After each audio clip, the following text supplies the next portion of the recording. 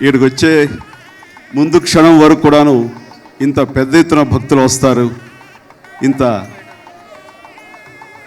కళ్ళకి అత్యంత అద్భుతంగా ఉండేలాగా ఇక్కడంతా ఈ ప్రాంగణం అంతా చోటు చేసుకుంటుందని ఊహించలేదు.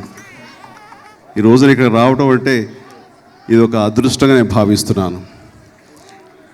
ఇక్కడ ఈనాడు మేము వచ్చే ముందుగా ఇక్కడ ఆశీలైనటువంటి ఆధ్యాత్మిక గురువులకు ఈ అవకాశం నాకు కల్పించినటువంటి మా నరేంద్ర చౌదరి గారికి, వారి సతీమణికి, 50 మంది ఎన్టీవీ భక్తి ఛానల్ సిబ్బందికి, ప్రతి ఒక్కరికి పేరు పేరున నా హృదయపూర్వక నమస్కారాలు తెలియజేస్తున్నాను.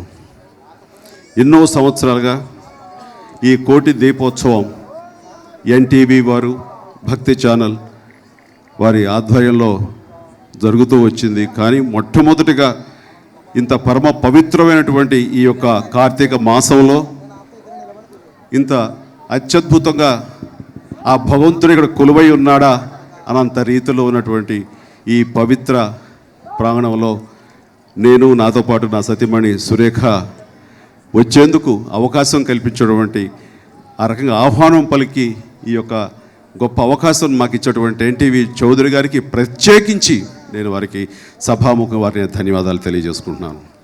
ప్రత్యేకించి ఈ కార్తీక మాసంలో ప్రతి దేవాలయం కూడా హరహరనామ స్మరణతో, ఈ దీపాలంకారాలతో ఎంతో కళకళలాడుతూ ఉంటుంది. ఈ రోజున ఈ ఎన్టీఆర్ ప్రాంగణం కూడాను ఒక దేవాలయంలా మారిపోయింది.